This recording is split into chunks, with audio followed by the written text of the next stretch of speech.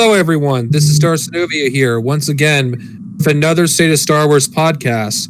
We have some new guests this time, and I would like them to introduce themselves so their viewers and mine could know who they are. Hi, my name is Jedi Master Daniel 96, and I'm a Star Wars YouTuber that does reviews for both canon and Legends content, talks about the news and then all the speculation and all that, and all fun facts of things. And that's pretty much what my channel's about, and I'm honored to be on the State of Star Wars podcast.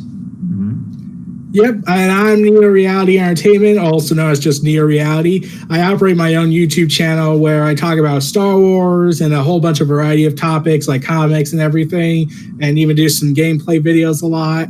So, and I am one of the dual advocates for the Dual Canon community. Next. I am Gerry, the Canon Junkie, and I am a co-host of the Bombad Cast, part of the On the Blast Doors network. And, I and my boy Scotty, we just down every Saturday and dissect something weird about Star Wars that we love. I'm happy to be on here, guys. Nice. Okay. As for previous guests from State of Star Wars, me, General CJG here, as always.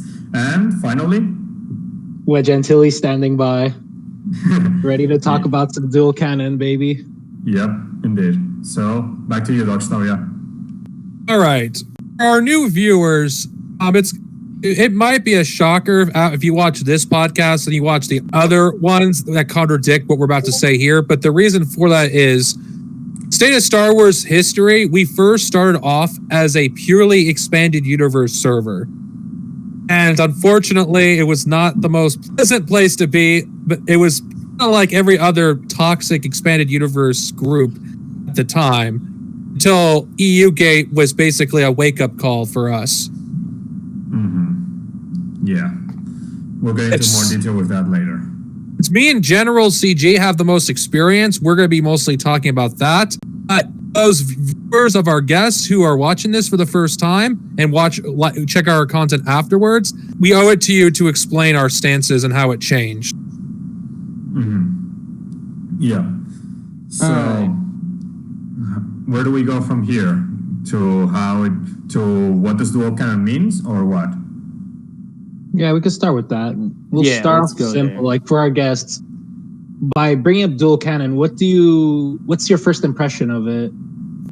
In my opinion, it's basically a symbiosis. Explain.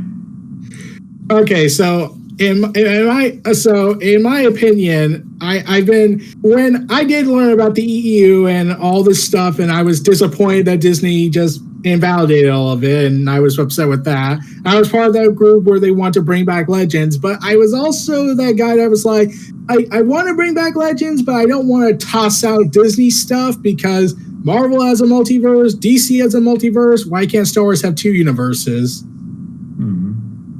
And then as the years went by and things just really went off the rails for a lot of people, I was like, I'm probably going to just stick to the dual canon philosophy I had going. Okay. Anything else? Not really. Like I've done my share of reading both the books, of listening to the books and of both canons, and while I still have a favor with Legends, I'm not against the idea of a second canon. Okay. Then, Gerry, your turn. Guys, I am more of a new canon junkie than the old stuff, but before like all the Disney stuff was prevalent, more like saturating the market before they stopped doing all that stuff, I was still like playing like Force Unleashed and all the other games, what was it? What was the games with Kyle Katarn? Right? The Jedi Knight Knight games. Dark Forces. My cousin had a GameCube and stuff, and I would like play the crap out of that. I loved it. It was great. It's a great story and a great, like the best lightsaber combat I'd seen was, I think it was Jedi Outcast or whatever. Whichever one came out right after episode 1. And I was reading like Darth Plagueis is one of the best ever.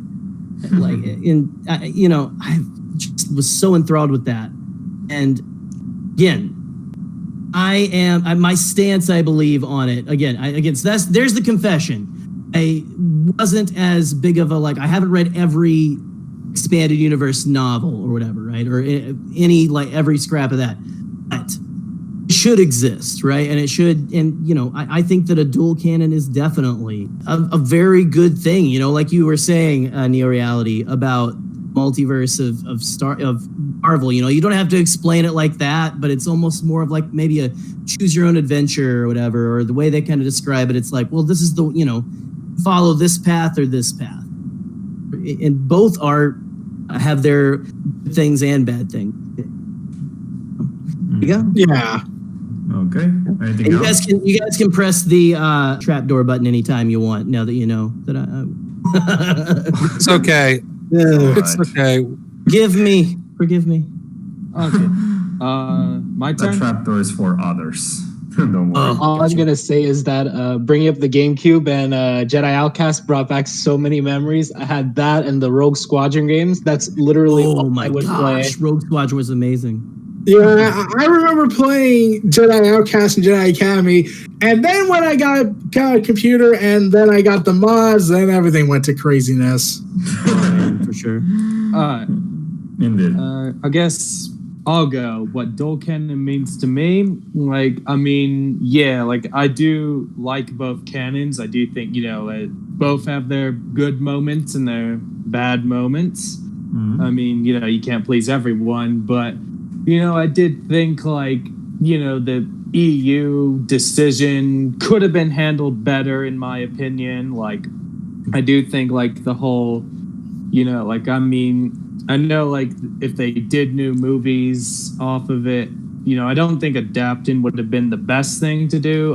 Working in the continuity with the EU having the new movies, I know, because I know general audiences wouldn't be able to understand it, some of it, in a way, because more people, the millions watch the movies and the thousands read the books. But I do think they should continue Legends as an alternate universe, and I do think it is a good idea too, which it would be good for both fans, and as Gerry said, it can choose your own path thing. And as Neo Reality Entertainment said, a lot of franchises have multiple continuities, and why not Star Wars? Look at Marvel and DC, for example, of all their different continuities. For example, how Marvel has their main continuity, then they have the ultimate timeline. That could be with Star Wars as well, where you have the current canon, which we have now, and then you can just have all the Legends stuff, release it under the Legends label, because that's why they do the reprints, for a reason, so it wouldn't confuse people. And can I speak as a Legends fan? I don't care about every part of the EU getting continued. In fact, the only part I care about is post Return of the Jedi stuff. We don't really care if the EU is back to canon again. We just want it to be continued. That's all we want. I would have been content if they do a finale at the very least, pay homage and respect to the past to build towards this new future. yeah, It's just, for me, the reason why I say this, because not all EU fans care about getting the whole thing continued. I just care about Return of the Jedi being continued, because that's the storylines I cared about. Ben Skywalker's story barely began. Lana Solo hasn't even had her own stories yet. And there's a whole generation of Skywalkers and Solos we don't know about. Before the Legacy comics. I care more about that than I do about the Old Republic or Republic Commando, because I feel like majority of the loose ends are in post Return of the Jedi. Yeah, I would say so, because you have that that big gap between Crucible and the Legacy comics, which Yes. because that would And probably, if I recall correctly, wasn't it kind of left ambiguous over what happened to Abeloth? oh Yeah. Well, if I have to be honest, I think the Abeloth stuff should happen in the Legacy comics, not in the books. Good, yeah. The ideal Go ending for ahead. the Skywalker saga is for the Skywalkers to finish what Luke and Anakin couldn't do. Yeah. I think that's another problem with wanting to continue every aspect of the timeline, because certain characters' fates are unknown. Ahsoka Yeah. Tano being one of the biggest examples. Happens to her in Legends. What happens to Darth Maul happens to Rex. Yeah. Like, I don't know, like, because would we have to like make would they have to like do a Legends retelling of Siege of Mandalore in a way? Yeah, I would think so, but at the same time, it's like you could probably have Ahsoka if they still went with Legends and were still continuing that timeline. I had a feeling like if they went back and brought back Abeloth when they were going to Mortis to get the dagger, I would think, oh, well, that would be the perfect time for Ahsoka to pop up. Like a much older Ahsoka. Yeah, well, I keep saying her connection with the daughter is the reason she'll still be young. Yeah, Maybe. that could be a way. I mean, yeah, they could do anything. Like, what about Dawn of the Jedi for a conclusion? Dawn of the Jedi was definitely left incomplete. Conclusion, it barely began. Yeah. I was actually interested to see that history, what they were doing with it, and Yeah. like they always talk about it in the Old Republic and all these other stuff, and I was like, what happened? I do think Dawn of the Jedi would have been the next Knights of the Old Republic. Things been different. You Maybe, think so? I think it would have. If Disney never bought Star Wars, I feel like we would have gotten a few games in this era by now. That would be Like, nice. probably a lot more than what EA was producing. Yeah. Bring it back to that, maybe. What would be, you think, like, what is it? You have the whole concept of what if is what it seems like to me. The what if Obi-Wan was bad, evil Obi-Wan, evil, all that. So Disney Plus, we've got the again, going back to Marvel having a multiverse, having that what if show. I think we kind of talked about that on a podcast before, like if they kind of started doing some more stories like that or whatever, like following some threads or something, or I don't know, just a way to maybe like have introduced it all together. Having a good and evil version of certain characters sounds like a Star Wars equivalent of the Mirror Universe. Yeah. Do you guys know about the Mirror Universe? It's a Star Trek concept where things are the exact opposite of what they are. Yeah. So, Or if anybody watches Community, the darkest timeline. Oh my god, yeah. I think a great idea. I think what they could do to connect the two timelines together is to maybe have a crossover event between Legends and Canon. maybe, yeah. It would be interesting. Like I always did want to see, what would happen if Jason Solo met his Kylo Ren version? I mean something that doesn't break the canon of either one. Like, here's an example. Rey meets Grandmaster Luke. Yeah. Interesting. Like, still keep the timelines intact, but the other characters are trying to wonder, like, wait, this happened here. How did this happen? It could be a storyline where Rey is frustrated with her not being able to revive the Jedi and not knowing what to do. And she ends up running into a Luke from another universe or something. I don't know. Be like Mortis, sort of like a Mortis type of feel, right? With Clone Wars and all that. That kind of weird Force stuff that Dave Filoni loves to. Imagine having Grandmaster Luke being voiced by Mark Hamill. I'm sure Mark Hamill would have loved it. That would be kind of good. Like, as you said, kind of like as Gerry mentioned, the what if kind of thing, what Marvel's going to do for Disney Plus. Don't have it be a what if, have it be canon to both universes. So, Right. So it could say all Star Wars is canon.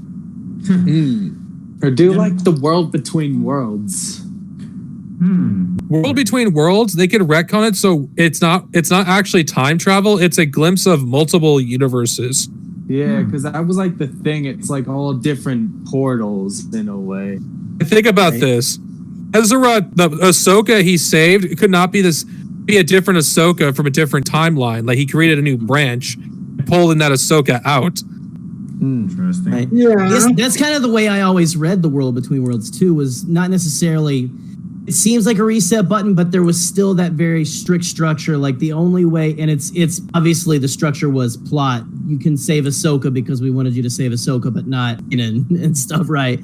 But I guess that's kind of the way I read it, was that it wasn't necessarily time travel as much as it was like connections to like different big. I don't know. Yeah, maybe it's time travel. Whatever. I think World Between Worlds. It's gonna be revisited at some point because we don't even know what the hell that even is. Yeah. And I was thinking it was gonna be in episode 9. How do you? It's think, hard like, the because general, you're talking about the main audience who just watches the movies and stuff. Like they're gonna be like, Mortis who? Like I think it can be done. Obviously, if you write a good story, you don't make it all exposition, but you just get it into the story. Yeah, because Disney seems to tell you, hey, you want to know why this character is doing this all of a sudden in the movie, even though there was no indication he did this before? Go read the books. Yeah, that's sort of in a way. Yeah, I could agree with that, like what Gerry said, because I do think like they're very limited on what they could bring in from the other sources. I bet like in Solo, a lot of people were confused. I bet like a lot of the general movie audience was from all appeared, like the people who never watched Clone Wars and Rebels, for example. I can't tell you how many people asked me, like my mother after the movie was like, so that was before the first one? I'm like, oh, no, mother. Yeah, I guarantee you will. Because I do feel like with the TV shows, I feel like the more like movie only people are going to watch the live action shows than the animated. Because I had the feel like Mandalorian was going to bring in like the super duper movie only people. Right. Okay. So speaking of, did everyone watch the last episode of The Gallery today? No. It was about the connection, canon, and like everything from the past to Star Wars. They talked about all the little like connections that they put in there, stuff. It was honestly as the canon junkie. Obviously, it was my favorite one. I'll have to give it a watch because I'm kind of behind on a few episodes of The Gallery. Excellent episode. Really talked about how they were trying to pull from a little bit of everything.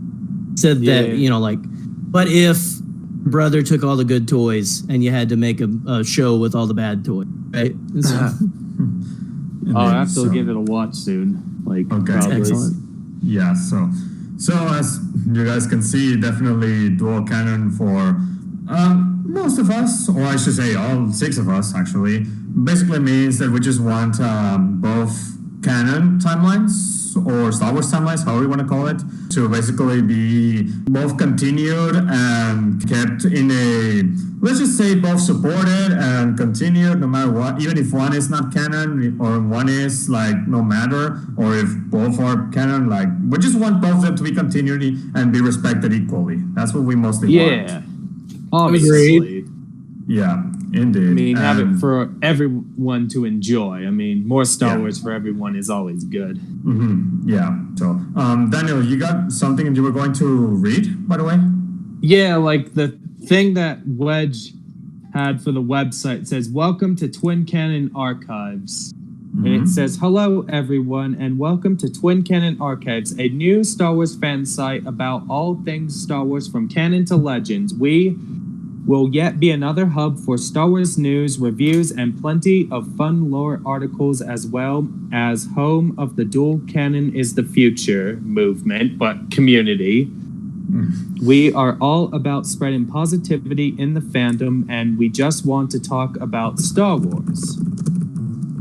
And there is the bit where you have Wedge, but they do talk about the Twitter page, which is at, it's at SWTC Archives, which is the Twitter page, which Wedge runs. I run the Instagram page at the Twin Canon, at Star Wars: The Twin Canon Union, and we also have the Facebook page, Star Wars: The Twin Canon Union, and the Facebook group Star Wars: The Twin Canon Union. So those are like, where you can find us on social media, and then we also have our personal social medias, which we can introduce near the end. Okay. Anything else? I think that's it. Just get you the idea that we're just like a place to discuss, all things Star Wars from canon to Legends and all that stuff, and how we want to just be a positive community. And as you said, General, we want both to continue equally and all of us to enjoy it all. Yeah, indeed. Regardless what we think, let's just all have a good time. Yep, and as you saw minutes ago, it can be possible. So there is that. Now, in this next one, I'd like for everyone individually to say their experiences with both Star Wars Canon and Legends. This one is media-wise. So, as in, what media have you tackled from both? So, who goes first? I'll go first since I haven't been talking too much. Okay, go. So basically, we'll start with Legends because that was like the first one. So like I got into it actually through the old Clone Wars Adventures comics that they would sell or like have. We had them all in my elementary school library, and that's what I would spend all my time reading. And I would actually make my own like Clone Wars style comics because of that. And from there, I saw the movies, and then I got into the other books by like searching on the internet the different characters. So like I learned about Thrawn, I learned about the clone of Emperor Palpatine. I learned of all kinds of like such crazy things that I never thought was possible by exploring on the internet, and then eventually getting into more books and more reading. Then there's the video games, obviously, with my obsession of Jedi Outcast and the Rogue Squadron games. Then later on, you had the change with Disney. From there was the movies. I would dabble in the books, and for the most part, I've been satisfied with the books. But what I loved a lot more was the comic books released by Marvel. When they first started, it was really good. Like you had like the main run, you had the mini issues such as Lando by Charles Soule. You had the Han Solo mini run. Princess Leia was really good. And from there, the comics I found picked up a lot more slack of pushing forward the lore and like the timeline than the books did, while the books served as a cool tie-in to whatever movie was coming out at the time. Okay. Anything else? No, that's it. So next. Okay. Next. All right, I'll go. Okay. So my experience started off a lot like Wedges. It started off with the Legends era. I got into Star Wars thanks to the prequel stuff, so I'm a prequel fan for life. I can't really hate them. I acknowledge there's problems, but I can't really be like that person that doesn't really like them and gets a lot of negativity out of it. But the first time experience I experienced something that wasn't the original trilogy or the prequel trilogy was the Old Republic era, when I played Star Wars Knights of the Old Republic, and I was like, wow, this is a much darker game than I initially thought, because I was just a young kid. Like, I was liking the character I was playing as, and the most frustrating thing about it is that I never got a chance to really beat the game because there was this glitch that really broke the game for me, unfortunately. Then I played Knights of the Old Republic 2. I liked that game. I liked Kreia. She was a very, very unique character. She was what The Last Jedi was trying to be in some people's opinion.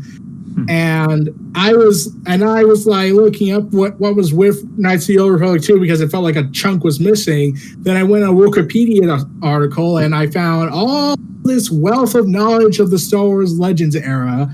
I found Thrawn. I found the Yuzon Vong. I found all the cut content from Knights of the Old Republic 2. And oh my god, that was nightmarish to see all that. And then when the Clone Wars TV show happened, I grew up watching that, and surprisingly, that was the show that made me get more deeper into the lore of Star Wars than the Legends stuff, and then even Kreia, because while Kreia was this deconstructive character she was doing, it was really the Clone Wars that really made me open my eyes to a lot of things. Like, as I was getting older, I was realizing that, okay, wow, the Star Wars universe is kind of twisted a little bit in more ways that they don't want to let on. Like, it gave me this interesting perspective, and it made my mind change over with the prequels. Like, wait, so if this is going on and this character is saying this, and then you see the Jedi act like this, it's like, I just realized something.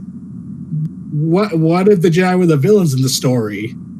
And well, I had this whole mix of two philosophy with the Jedi and Sith stuff. So we could talk about that later if you're all open to that. But yeah, I grew up with the Clone Wars. I grew up with the Old Republic stuff. I loved the Jedi Academy and Jedi Outcast. Those were phenomenal, especially when I got to the mod stuff, because that was, oh god, I would not stop making epic battles every day. Oh man. Anything else? Okay. Well, last but not least, I didn't know about the new canon stuff they did until like a year after the reboot happened, technically. I was still in this Legends stuff. I think one day I was looking at Anakin Solo stuff. Then I found this banner with Legends and Canon. I was like, wait, what just happened? Then I looked it up, did my research, and I was like, oh god, the Star Wars did the reboot. I was sad they did the reboot, because I was like, it was like the last kind of thing that felt kind of pure. Like, I thought it would be immune to the reboot stuff that Hollywood does.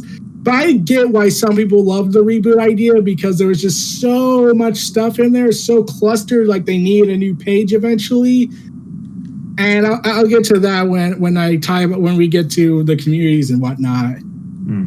Yeah. Anyway. I guess I'll go. Can I go? Yeah.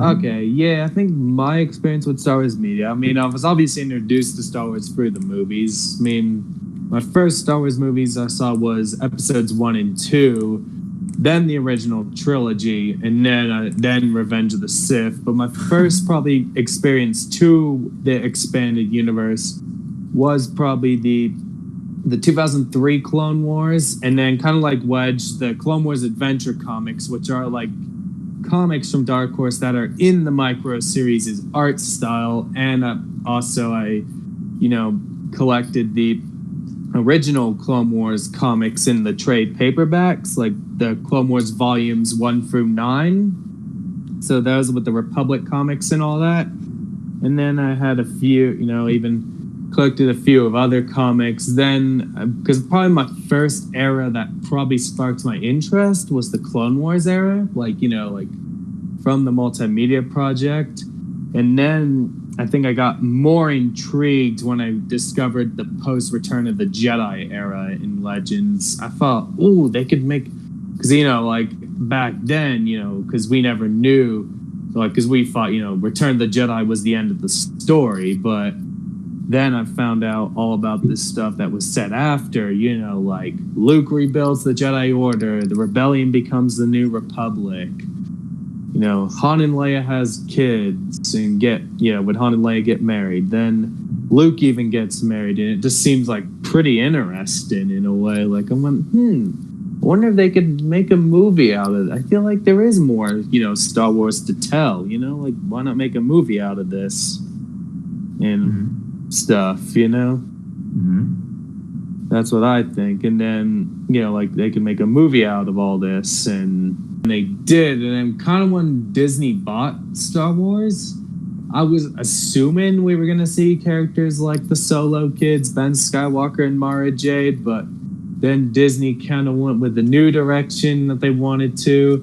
And then, as I said, I think when I look back at it, I think from a business, because I do feel like, as I said, the general movie-going audience doesn't really read the books, as where people who read the books is another fraction compared to people who go to the theater and watch the movies.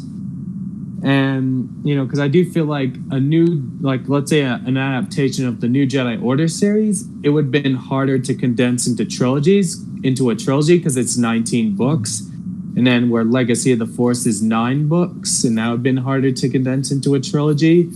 And then even Fate of the Jedi would have been harder to condense into a trilogy, because that's 9 books as well. And then, the only way, as I stated before, that the only way you could have done a sequel trilogy consistent with the expanded universes after Crucible or after Legacy, those were the only options, or they had to, reset the timeline, which is what they did. And, I'm all for the idea. And, I've read a good amount of the EU and the new canon, which, I haven't read everything, but I've read a good chunk of it from both timelines. And that's my experience there. Okay. And then also I played the video games as well, like back in the day, like, rented games like Knights of the Old Republic, Republic Commando, and I owned the original Battlefront games and the the Revenge of the Sith game, and definitely I've played the 2005 Battlefront 2 campaign and beat it multiple times, which it is a pretty fun game with that. And I do definitely enjoy the Rise of the Empire campaign from the 05 Battlefront 2 campaign. And that's pretty much my thoughts there. Okay, next, Gerry, you want to go? All right. Well, okay, so, man, first thing, my parents got that box set, the Faces box set, right before the special editions came out, right? And that was my first, that's when I got obsessed. I had seen it on TV every now and then, with, Star Wars and all that. But my first EU or Legend, extra material outside of just that was, and get ready, this is it you're going to love this one, was Masters of the Terras Kasi on PlayStation 1. Okay? Oh, my God. Oh, God. So, Mortal Kombat meets Star Wars. And questionable names for the Gamorrean Guard and the and the Tusken Raider as well. I believe the Tusken Raider was named Hoar. Yes. And I believe that the Gamorrean Guard was named I'm gonna have to pronounce this clearly. Thok. Thock. Thok. And those are just names that you don't want your mom to hear you saying to your friends, because she's not going to understand, it'll be like, what are you talking about, or whatever. Anyway, but then you got Ardenlin, all that kind of stuff. I was like, wow, what is up with her gigantic, show fist arm and stuff. But anyway, so that was my first kind of foray into, wow, there's more stuff than that, and of course you've got Heir of the Empire, and really just dove into more of the games and stuff. You're talking about Battlefront, the original Battle.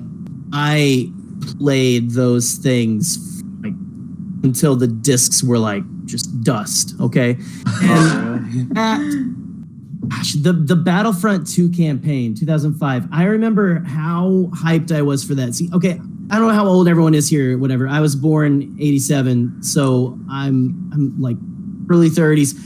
I was the George Lucas sweet spot when Phantom Menace came out, right? He talks about, I made this for 12-year-old. I was, right in that. So by the time Revenge of the Sith came out, we thought that was the end, right? There's not going to be anything else. It's done. Movie-wise, yeah. Battlefront 2, I remember, because that was again, I was in this George Lucas sweet spot, again, as I call it, 12 years old when Phantom Menace came out, right? And then when Revenge of the Sith was released, was the year I graduated high school, actually, 2005. Nice. And so that was my graduation present, was going opening night. It was my first opening night on my own with a friend to a Star Wars movie. And it was just fantastic. It was amazing. And I remember, though, that Battlefront 2005, Battlefront 2, that was the big selling point for them, or for me. It was it's the first video game to feature any locations from Revenge of the Sith.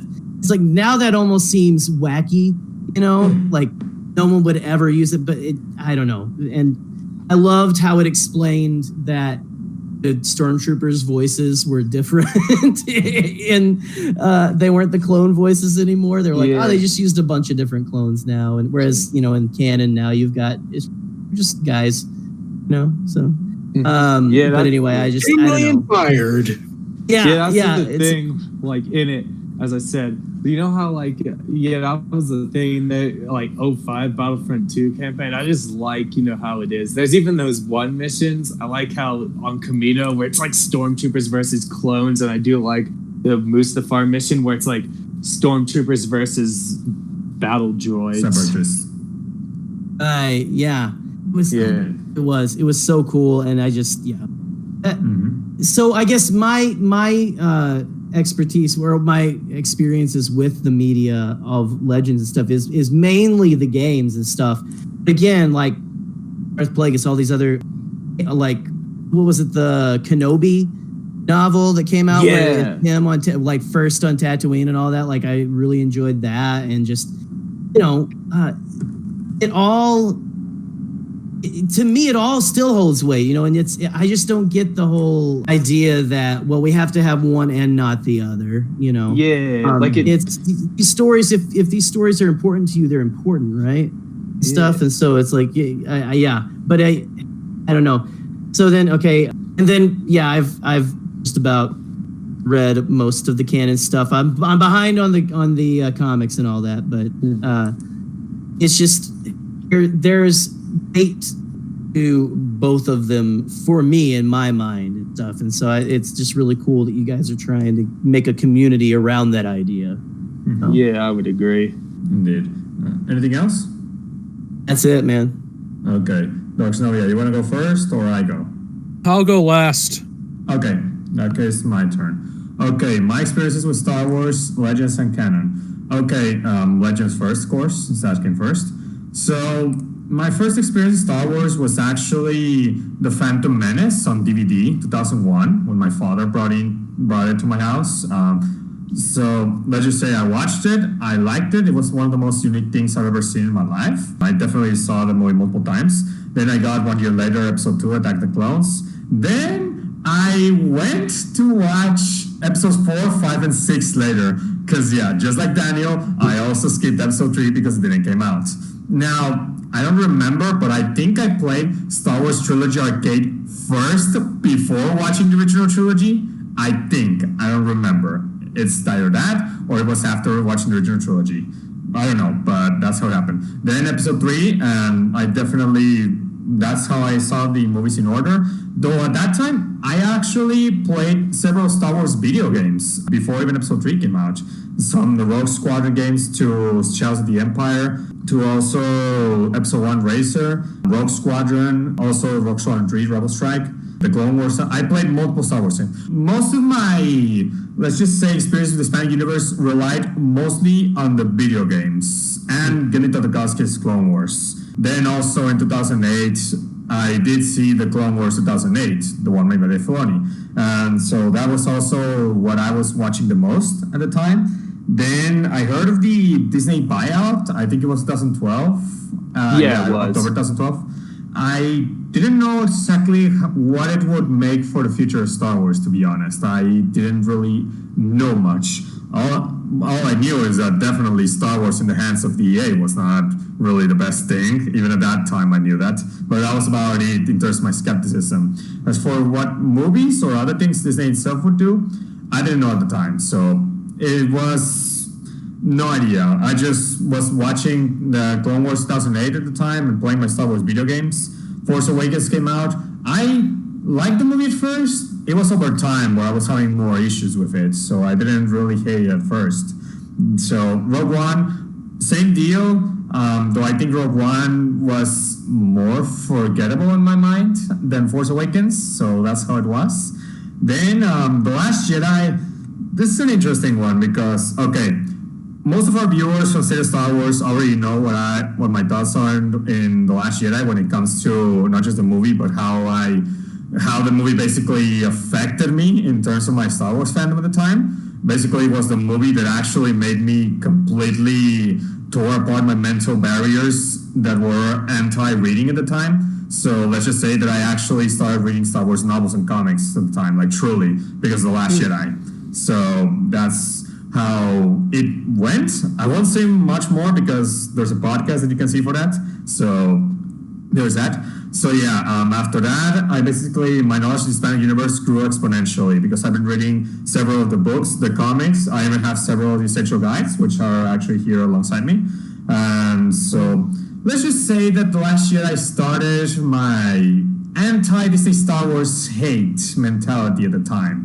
So, in a similar vein as Darksnovia in a way, and some other longtime members of Star Wars. So that's what we'll get into more detail how that started a little bit later. But yeah, so yeah, that's how it went, and then the years went on. Solo, it was to me. I did thought it was bad, but I don't know. Shattered Empire as a comic from Disney Star Wars was good. I'm not gonna lie. I also like Lego Star Wars Force Awakens because it was pretty funny and also good gameplay. And Battlefront 2 EA, being EA and not being the Battlefronts I knew, definitely not a fan. And well, you guys know what happened with Battlefront 2 EA in 2017, so I won't get into detail with that fiasco. So anyway. So yeah, my experience with canon has not been too big. I've actually been growing more my Hispanic universe knowledge in time. Though I do have interest in checking Star Wars Jedi Fallen Order actually, and same goes for The Mandalorian. So I actually think those two seem to be some of the best content Disney Star Wars has done recently. So I actually am curious about those, especially Jedi Fallen Order, since gaming is like my biggest hobby alongside Star Wars, I guess. So there is that. So I don't have much to say in terms of my canon experiences. Most of my experiences are more related to the Hispanic universe. So there is that. However, compared to a half a year ago, I now have more of a neutral stance when it comes to Disney Star Wars. I don't really have an insane hate boner for it. So there is that. So I won't say much more. Leave it for later. For now, Darksnovia, take it. First exposure to the expanded universe is going to surprise everyone here. Was the Jedi Prince books. Really? Where the original Palpatine grandchild was. Yeah, you could say that. But I never finished the series. I only read up to book 3. Anyway, it would be many years until I actually would read Heir to Empire. Most of my expanded universe exposure was through the comics and video games, like the Darth Maul miniseries and Boba Fett open seasons. Of course, I played Rogue Squadron and Rogue Leader and Rebel Strike and all those other games. But my most played Star Wars games was Knights of the Old Republic. Of course. And I've done so many dark through both the first game and second game that I lost count. I was a kid. I was sick of being the good guy. I wanted to be the bad guy for once. That kind of took it a little too far. That's something. Yeah, especially in certain decisions you were allowed to make. Yeah, indeed. So continue. Over time, being a bad guy in the first game kind of bored me because I thought it was really dumb. Walking into the Jedi Council looking like a Sith Lord killed the immersion for me. Oh, that's something. Knights of the Old Republic wasn't good enough. I did read a lot of fan fiction for a while for Star Wars, get my Star Wars fix. Then I decided to get out of my comfort zone, and I had Darth Bane, Path of Destruction. Then I read the rest of the trilogy, then the Thrawn trilogy. And the EU was declared non-canon. I stopped having anything to do with Star Wars for a year. Came back, reading a bunch of EU. My experience through canon has been very difficult. I've given it a chance off and on, and I've not really liked most of what I've exposed to in canon. Yeah, I understand that. Like Thrawn book that Timothy Zahn wrote disappointed me. I have a confession. I think Timothy Zahn's overrated as a writer. I think he gets way too much credit for making great Star Wars expanded universe stories. I just don't like how Timothy Zahn makes every character around Thrawn look like a complete idiot. Modern day Thrawn is a Gerry stew, and I can't stand the Disney canon version of the character. In fact, I argue Filoni did Thrawn better than Zahn does these days. Yeah, I can respect that. Like, the one thing I really just don't want to remember when I remember Disney Thrawn is the space whales. Okay, here's my stance on that. Thrawn is one character. You should never know what he's thinking. If you're going to focus on Thrawn, be it from another character's perspective. Because I feel like when you focus on Thrawn, you hear his thoughts, it kills the mystique about the character. That's what made him so interesting in the EU. You don't know what he's thinking. You want to know what he's thinking. That's why he's interesting. I just feel like Timothy Zahn ruined Thrawn for me, honestly. And not to mention, I don't really like the new Star Wars comics because I'm not a fan of Marvel, honestly. Don't like what Marvel's been doing with their characters in the past 10. Oh, I'm referring to outside of Star Wars. Oh. Yeah, I really do understand that perspective, especially when I heard some new Marvel Warrior characters, and I was like, oh god, you're really embracing the SJW propaganda. Well, it's not just that. Not to mention, I'm tired of Darth Vader as a character. Like, there's so much Darth Vader content. Like, he has more stories in canon than he ever did in the EU, and it's that's what I feel. So he got the Batman treatment from DC. I've argued Venom. If you know anything about what Venom was like during the 90s, comic book readers got sick of Venom. Oh, yeah. I think that's going to happen with Darth Vader in a few years. If they don't stop doing content about him. Yeah. That's what I feel like as well. I just think that's one of the... I just feel like whenever there's a new Darth Vader comic, I'm like, do you have other characters you can do? I mean... I'd say Dr. Aphra is like becoming like the rising star. Okay, just for me, I feel like you're going to reboot the expanded universe. I feel like I would prefer if canon does what the EU could never do, because the original trilogy and the prequels, if there's one complaint I have of the old expanded universe, I feel like those two eras are kind of disconnected. EU-wise, yeah. Other than the comics, I don't really see that many attempts in the EU to connect the prequels with the rest of the EU. Novels especially. And canon, I feel like, has been doing better in this aspect, but I feel like the comics feels like they want to try to ignore the prequels as much as possible. Yeah, that has been my theory for years, where I believe Disney was using the prequel hate fans had for it and saying, this is why you can't be like Marvel Studios, Lucas. You can't have that. It just, for me, it feels like Disney the novels, I feel like, are making an attempt to bridge the two eras, the TV shows, but the comics still haven't done that yet. We have some comics here and there, but a Mace Windu miniseries and a Darth Maul miniseries is just not enough. I just feel like more needs to be done. I'm glad characters like Padme Amidala it's been explored in canon, just something I was disappointed that the EU never did. I'm disappointed that to this day they still haven't really explored Dooku that much. I mean, they have like a book called Dooku Jedi Lost, but I haven't read it yet. It's not like even an audio book. It's not even about Dooku. It's about Asajj Ventress. And better off just listening to the audio drama, because it's not a book. It's a script book. Yeah. Indeed. I do think canon is starting to make an attempt to tell better stories. It's just me, the one era I don't think I'll ever be able to touch is post Return of the Jedi for canon. Sequel trilogy to me is like one era where I don't think I'll ever be able to truly enjoy, no matter what they do to get more context in that era. It just, I kind of wish Lucasfilm would either like throw the movies out of canon, or if not do that, then just ignore them. I just don't really like the sequel era. I just can't stand it. It's the only era of Disney Star Wars I want nothing to do with. I hate with a passion. Guess that makes two of us.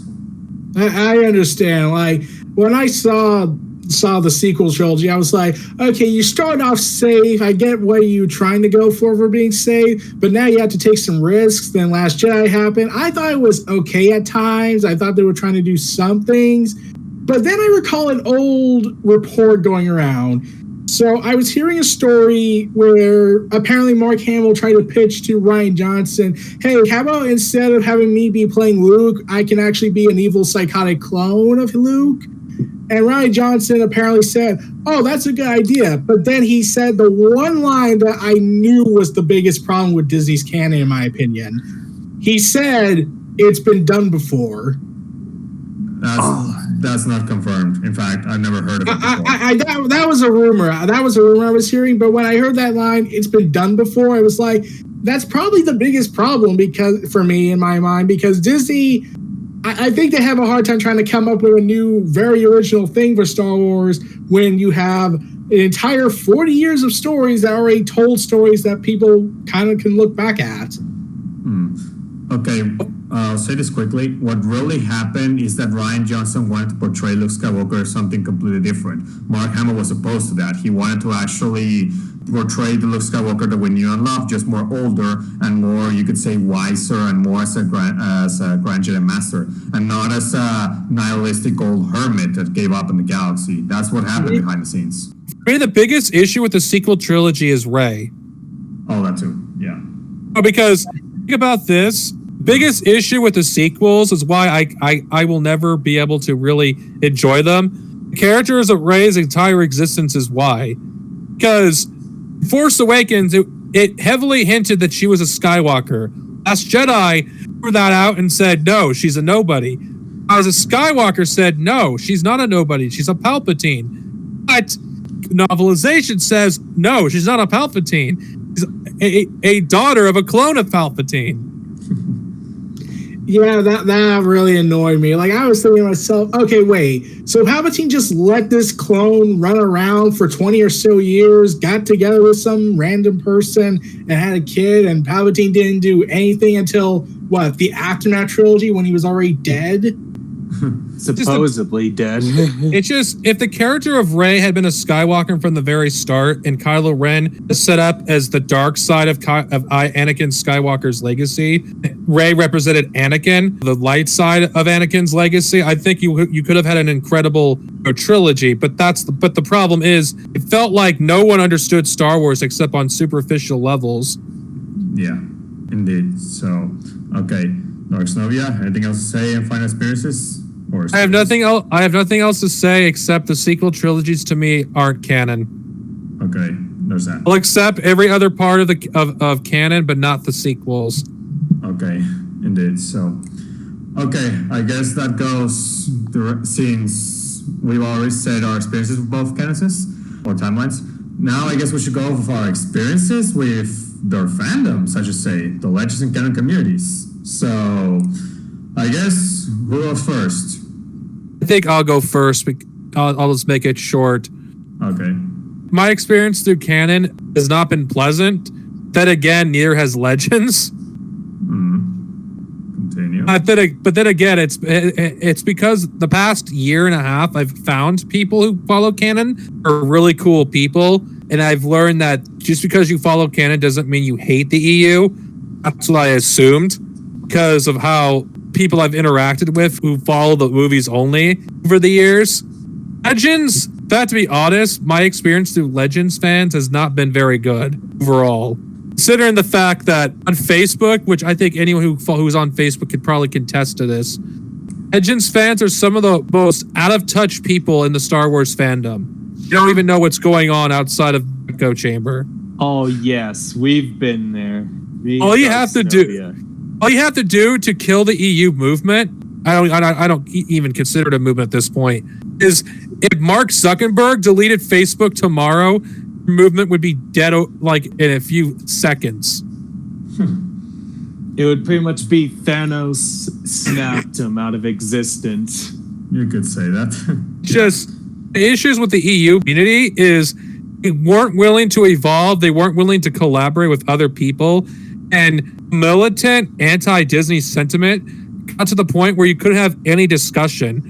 One of the groups I was a part of, the Alliance to Preserve the Expanded Universe, first talks of banning Clone Wars. I know, and it's like, it's pre-Disney, if you like it or not. But it's one of those things that it's a gray area. It's Legends and Canon, and there's a lot of people in Legends groups that hate TCW. You can't have any talks about it either. Like canon versions of Legends characters, or the possibility of working with dual canon YouTubers. Yes. It's just a mess. And none of these groups reached more than 4,000 people and actually are in multiple groups. Most of these people are the same people from other I know, groups. That's what ticks me off as well. It's so annoying. Like, there's no set leadership, no set strategy. Then you have that certain person who I looked up to at Wilkins sold us out who'd want to be part of the fandom menace. That is why I have nothing but contempt for the EU community at this point, because I feel like they've basically sabotaged their chance to get more legends. Yeah, indeed. That's all I have to say, honestly. Well, considering that you got kind of into detail with that, Darksnovia, I guess I should go for now.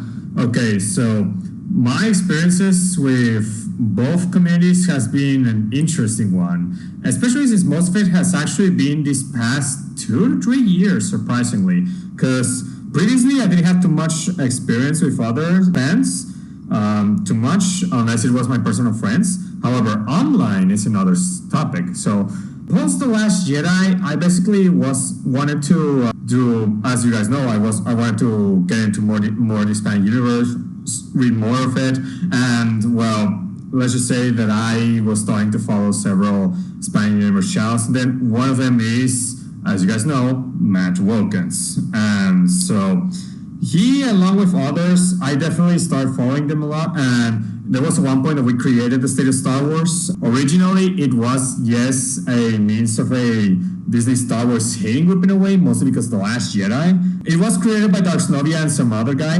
I came out later into the group. So, yeah. So basically, that's how it kind of started, and that was mostly my experiences with the Star Wars fandom online. It was mostly through the State of Star Wars, its origins, and also some other places on YouTube. However, certain complications with one of the 2 original founders, the State of Star Wars, led to his departure. So that's how it went.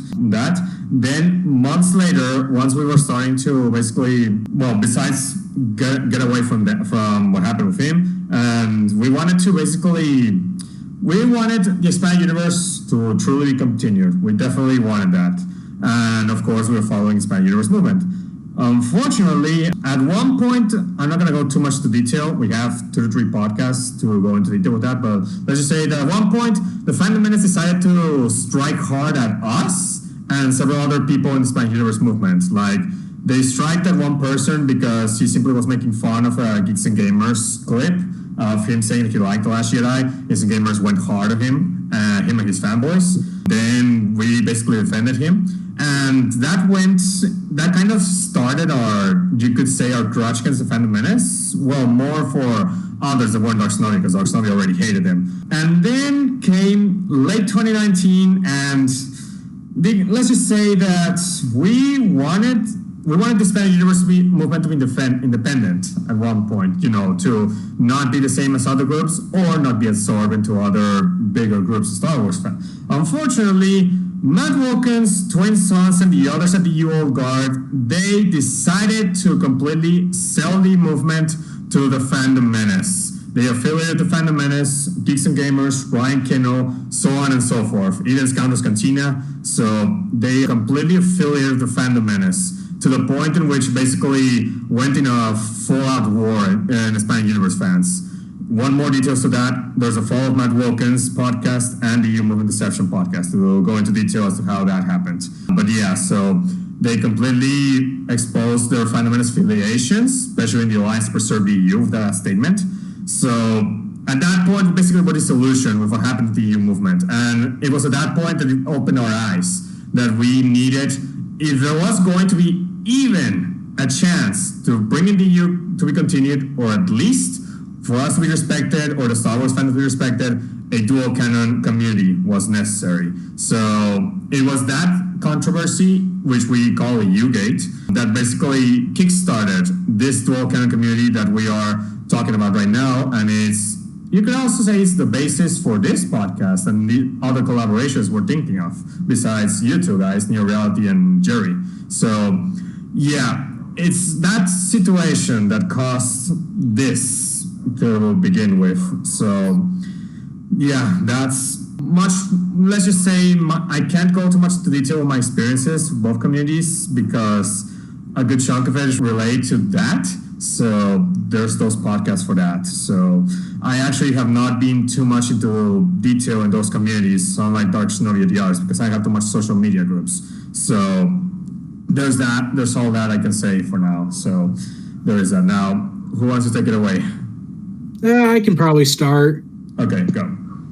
So really, when my experience with the canon and the Legends communities, I mostly stayed away. I didn't know what was going on behind the scenes. I didn't know any of this stuff going on until all you talked about it talked to me when we came up with the idea to do this podcast. I had watched Matt Wilkins for a time, but then I just was like, I'm bored. I'll just go watch something else. And so I didn't know what he had done behind the scenes. I thought he was just your average Star Wars Legends fan. He wasn't a fan of the Disney stuff and whatnot, and that was it.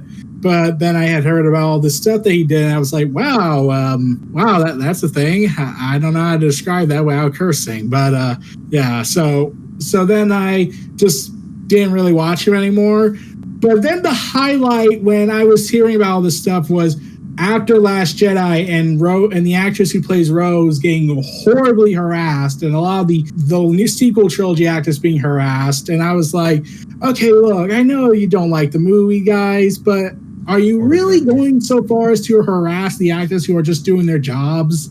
I had been in several communities, like some were like the Give Us Legends movement. I was in that for a time. I don't really go on there anymore. I was with Jedi Master Daniel's groups like Star Wars Enthusiasts for a time, and so on and so forth. Then I had this philosophy of the dual canon stuff, and then I ultimately decided, yeah, I think this would be the best course of action, in my opinion, to unite a broken fandom in my mind. Because now you got Legends fans fighting, you got Disney Canon fans fighting. I was like, why can't there be both? Like DC and Marvel do it, so why can't Star Wars do it? Like they had the Infinity implants once upon a time. We all remember those, right? Yeah. Yeah, but for the most part, I had steered cleared of most of the Legends and Disney canon communities because it got so toxic. And this was around time, if I recall correctly, that YouTube was already toxic enough as it is for me, because there was almost some of my favorite YouTubers were fighting amongst themselves, and it happened again this year. So I was like, I do not need any more of the stress, so I'm just gonna stay out of this. Nice move. Yeah, so yeah, when I heard, so I just made a statement. The only time I ever interacted with fans and whatnot and everything was only two occasions. One was when I had publicly denounced the actions of of them attacking the actress who played Rose, by basically saying it's not her fault. That if people didn't like the character, like you could blame the writing, you can blame everything, but you can't go and harass these people. You can say you don't like the portrayals of characters, but you shouldn't go harass, threaten, bully, and shame for doing their jobs and for trying to work with the best material they can work with. And that was pretty much it on that part. And the other time I interacted with the Disney community side was, okay, if I recall correctly, I'm looking on my phone now for the old Twitter post. It was Martin, I think, the guy from Story Group. Am I right? Matt Martin. Yeah. I had heard about his comments where he said it's all fake anyway. You can pick and choose your canon. When I heard that, I was both, I get what he's trying to go for, but at the same time, it's like saying it's all fake kind of dismisses why fans love Star Wars so much. We know it's not real, but it's passionate to us. Just saying it's all fake, it doesn't really matter in the grand scheme of things. But a lot of people said they always had a personal connection with Star Wars. I didn't like go after him or anything. I just said, hey man, do you want to talk? Like I would love to talk to you. So me and him spoke for a little bit, and he was a guy who said, I would love if Legends came back. I read the books and everything. And I said, okay, we can agree with that. And then I asked him, why doesn't Disney do that? And he just says, yeah, that's above my pay grade. I wouldn't know what to do with that. And saying it was probably because of a monetary standpoint to support two canons. That's as far as I know about that. And then I just wished him the best of luck and like good luck on that. And then I had some other conversation with fans who were talking about the idea of a dual canon or a multiverse stuff. If you go on my Twitter account where I tagged Martin, you'll probably find it. To be honest, I don't think Disney would care one way or the other if Legends continues. I think in Disney's mind, they're both the same, honestly. Yeah. Disney truly cared about canon, they wouldn't allow any Marvel comics except ones that tie into the Marvel Cinematic Universe. Yeah, I kept thinking, like, there was always this rumor I was hearing at the time, though this is probably not real, but apparently Disney was saying they didn't want to pay royalty fees or something like that. I have no idea if that was true or not. I don't believe that at all. George Lucas. Was No, it I that don't think it was just George Lucas. Like, it was said, like the rumor was being spread about was that Disney didn't want to pay like they wanted these writers to come back. If the writers came back, it would be on their terms and not on the writers' terms. Like, if you want to bring back Mara Jade, you gotta do what we want you to do. Or if you want, like, the people who made the Yuzhan Vong stuff, like, if they come back, that they have to pay them Disney stuff and whatnot. I don't know the full details on that. I kind of forgot about it a few years back, but I kept hearing it was something about royalty creative fees. Yeah, that doesn't make any sense. In all honesty, I think it's meant to just create controversy. Yeah, I think so. I really don't know. Yeah, I don't think they could legally say stuff that goes on behind the scenes. Even then, some of those writers from New Jedi Order are already working for Disney Star Wars, so why the hell would they need extra royalties? It makes no sense. Yeah, I was really confused like that. Like, would I be surprised to some extent? I don't really know. I just never gave that much thought. Like, this is the first time in like 3 years I talked about that rumor. Yeah. I believe some YouTube blogger kept talking about it. Just nonsense. Anyway, anything else? I think that's about it. Like I said, I never really got involved with the big communities. Like, Dual Canon is the future thing is pretty much my first big involvement with a Star Wars community and everything. Other than, well, the other one is, well, at best is me praising Ahsoka Tano and saying she's the best Star Wars character to come around in a long time. Okay, that's something. Okay, next. I'll go, Okay, so for most of us, I think our first interactions with communities was just us talking with our friends, right? Okay. Mm-hmm. That was for the longest time until the Disney sale, actually. That's when I finally got involved with the online. And I would talk, I was in Star Wars groups before, again, what was it, Facebook? Let's see, I graduated in 2005, and then 2006, the Facebook kind of started and whatever. I don't know. I had a MySpace, one of the back there. It's collecting dust somewhere in the interwebs. I forget the song that I put on there. I think it was a Three Doors Down song, which is probably really woof. But anyway, I didn't really get involved hardcore with, talking with other people and stuff until that kind of happened. And at that time, everyone was excited, right? We're all like, whoa, except for, there was the big, like, again, well, why are we canceling you and all that? But I don't know. I will have to out myself, I think, as, I think this is what you guys asked me on here, though, is as the proverbial wolf in sheep's clothing, maybe, of the, I'm the canon fan right now. I really enjoy a lot of the stuff that's going on currently. If you want to hear my thoughts on some stuff, I've got a podcast, so you can listen to that. Okay, you feel free to and honestly feel free to ask me any questions you want.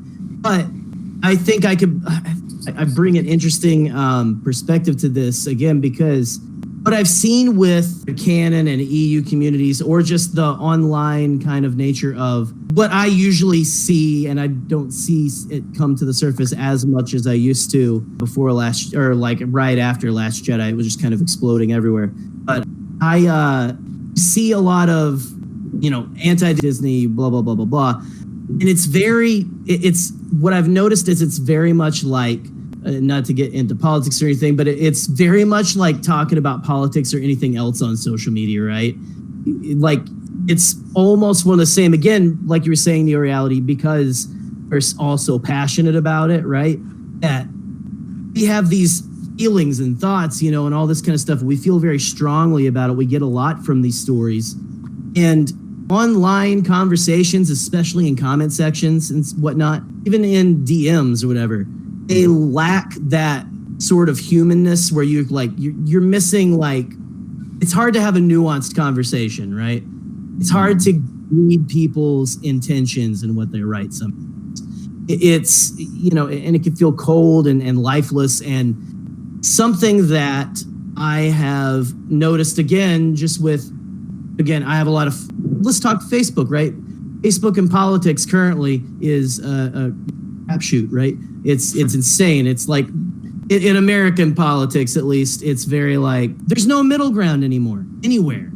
And honestly, talking in the Star Wars circles online right before all of the insanity that's going on right now, it kind of prepared me for that, And that's something that I am really, truly searching for, is like, again, Darksnovia, you're saying, like, finally started talking to some canon people and realized that not everyone thinks that, like, all that stuff, all the EU is garbage or whatever, or thinks that it needs to, like, yeah, we're all Star Wars fans. We all like our certain part of it that we like, but it's so funny how the feel online can really be, if you're for this side, then you are for all of this list of things, right? You're for this platform of ideas. And if you're, it's not how, what I've said recently on social media, on my Facebook, talking about other real world stuff. That's not how human beings work. We're not just like, well, if you don't agree with this platform of ideas, that you have to buy like this whole set, right? Or you don't, but we're more nuanced than that. There's more nuance to this thing. And so I'll say, when I started doing like a Canon Junkie channel a couple of years ago. I went to Celebration Chicago because I live like just a couple hours away. I've always wanted to go, I've always just read about it, right? In Star Wars Insider and all that kind of stuff. And I was always like, I wish I could go to that someday. I'm kicking myself that I didn't go any earlier, but I finally got to go. I met a lot of really just awesome, cool people. And what you end up seeing is we all have these different opinions, but when you take the online interface out from in between you can talk, you can have a conversation. But just before all that, again, it was, I'll admit, I got in like some debates and was really snarky about, you know what, you guys want to hate me? Are you guys ready? Sure. Are you ready to crucify me? I like The Last Jedi. Oh, that's okay, fine. I know you guys, it's safe to say. I'm joking again. We don't care if you like the sequels. Just don't wisely defend them like some other people would say. Actually, if I have to be honest, I hate Rise of Skywalker more than any of the sequel movies, so it's cool. Oh, wow. Well, it was my least favorite of the sequel movies, if I may say that and stuff. I don't even think it's a gift. People tell me it's a gift. I feel it's a curse. Mainly with Star Wars, I will search and look and like try to scrape out any last micro. I'll try to scrape the last bit of not common sense, but just meaning out of certain things, and like just. That's kind of what me and Scotty's podcast, we just kind of like really deep dive on. If you want to hear our opinions on all the saga films, we did like we call it a Bombad build-up before Rise of Skywalker, and really took a deep dive on all those things, kind of tried to follow like the thread of Palpatine, and all that kind of stuff. And so, but those are all like almost a couple hours each. And so if you're into audio books, then there's about 10 hours worth of that, I guess. No, I'm just kidding. That's a big number. But I don't know. The whole idea of these two communities and my experiences with them, again, the place I find myself these days in 2020, right? Outside of Star Wars even, is just wishing that middle ground existed. Right? And that was kind of my experience before, is like, find your people to talk to. You don't want to have an echo chamber, but it's also, again, it's just always been for me very hard to have a conversation with someone without them, basically accusing me of only becoming a fan after the Disney stuff came out, right? You know, it's like, no, again, neither of you guys are doing that at all. Yeah, I'm being reminded more of that big fiasco with Ghostbusters. Yeah. Oh yeah. Well, see, and I'm a big I was a Ghostbuster fan before I was a Star Wars fan too. Honestly, like I would get up on Saturday mornings to watch the real Ghostbusters when I was a kid. Man, that was like my bread and butter, you know.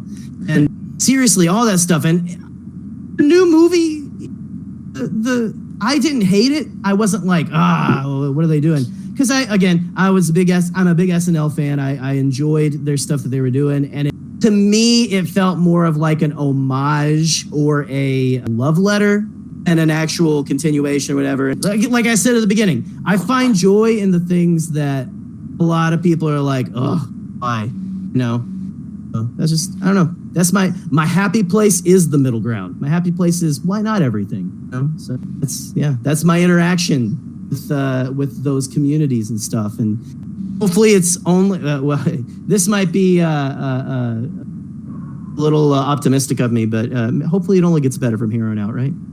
Yeah. Well, you guys shows like The Mandalorian and the Clone Wars trying to fix things. I'm having hope. Yeah. Well, and the thing that I've been thinking about listening to you guys talk and stuff here, and I wanted to understand where you guys were coming from and stuff, right? Because we got to listen to each other, or we really try to pass judgment on anything. And the whole thing about the thing I've been thinking is they have been cherry picking stuff recently. It's how it's used, but it seems to me post sequel trilogy, I at least I hope this is the case. It seems like it's starting to trend ever so slightly to we're going to be a little bit more loose. You know, we're going to smoke some weed and we're going to kind of like, be okay with this existing and that and stuff. And maybe eventually, again, they're cherry picking more from the EU. I feel like with that. I was surprised to see as much as I did like that. The Star Wars Squadrons game, they just released the stuff to, man. That just looks like, for one thing, it looks like spiritual successor to Rogue Squadron, right? Is what someone was saying earlier. Actually, it's more like Star Wars X-Wing or TIE Fighter simulator games from PC.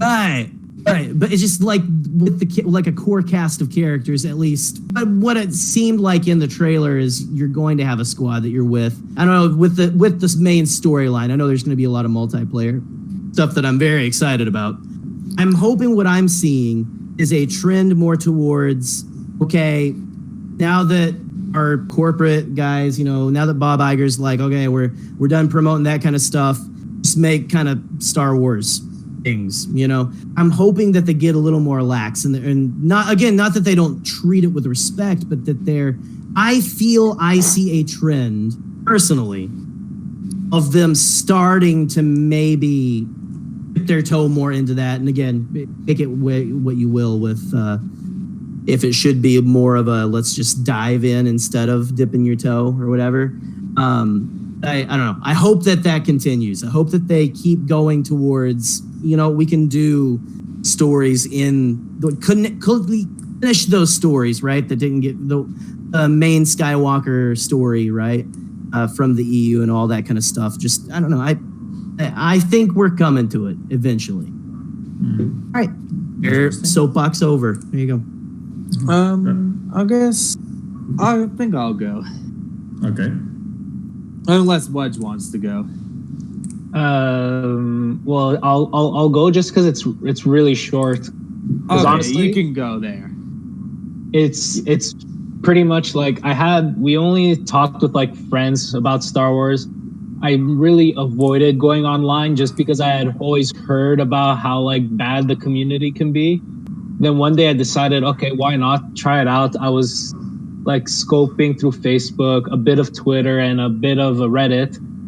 And like at first, since I was more into like the EU, it's just I got hit with this wave of rejection because it just felt like I wasn't into the EU the way they wanted me to be in it. Like there was this huge divide between how the EU was supposed to be sort of experienced, and by supposed to be, I mean in quotations, and how I did it. And like, it just made me feel like I wasn't worth talking to and being in it. So it's sort of like kicked me like took me away from it. And then when I joined, like with you guys, the State of Star Wars, I felt a lot more accepted. I felt like it was a lot better for like to talk EU and stuff. Like I felt valid.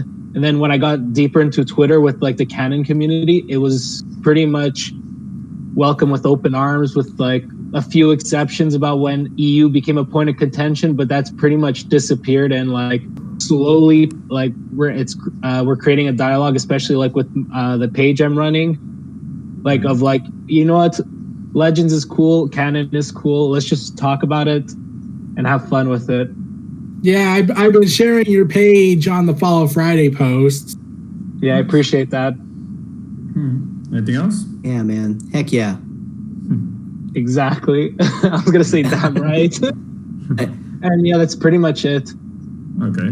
Daniel? Okay. Yeah, I guess I'll go now. Yeah, I mean, my experiences with online, I mean, even as a kid, I would talk to Star Wars friends, all that.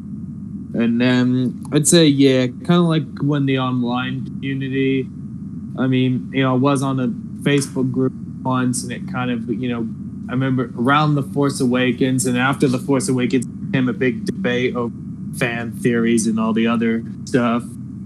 And then later, and then kind of like, you know, as Darksnovia with the expanded universe groups, I just went, oh, I'll go check them out, you know. And then as time goes on, as Darksnovia said, really the EU movement is stagnant. There's not really like true leadership, and there's not really like a set strategy, as I said when I replied to Darksnovia when he talked. And then yeah, like I even suggested, ooh, let's team up with Star Wars Explained, Eckhart's Ladder, Stupendous Wave, Star Wars Theory, and all the fan sites like Star Wars Newsnet and all of them. You know, because those could put us on the right track to get Legends continued as an alternate universe, and they could bring, you know, raise more awareness and get like the newer fans involved and could get more people into Legends, and then even the people like the newer fans who follow canon, like quote unquote the younger fans, like in the, because that will help more demand and make it more financially successful. But even like when the Clone Wars revival went, I'm like, you know, because that got me excited. I went, maybe they could continue Legends as an alternate timeline and then get those cliffhangers resolved, just like they're doing with Clone Wars Season 7. And I thought like that, and then like I thought, you know, like we could go that strategy, because I do think, you know, Clone Wars movement, because I think with them, you know, to bring back the Clone Wars movement, they had more Dave Filoni on their side that to make it reality. I thought if they went that strategy, why not get the EU authors involved and even maybe the new canon authors involved, because that would help it, you know, more to tell Lucasfilm more. But they kind of didn't went with that. And then even take a page out of the Resistance broadcast with their Make Solo 2 campaign, which 2 years in a row got it trended on Twitter. And then compare that, I mean, the EU movement in 2016 had the billboards, you know, the first one got like more press from all these media outlets compared to 2020, where it went up during the pandemic. I'm sure, you know, back then that, you know, because they were planning it late 2019, which really they, you know, we didn't know about the whole shutdown at the time. I don't know how it would have looked without the whole shutdown. If you guys, I mean, how would you guys think? How would you say it would have got media coverage if the virus didn't happen? I'd say no. In my humble opinion, it's much like the release the Snyder Cut stuff. And that's a whole other animal I could talk about, but I won't talk about the more darker stuff. But I will say, I think the biggest reason why the Snyder Cut stuff was finally happening was for two reasons. One, the director and the cast were preaching for it, not just fans. And two, HBO wanted to compete with Disney's streaming service. Mm-hmm.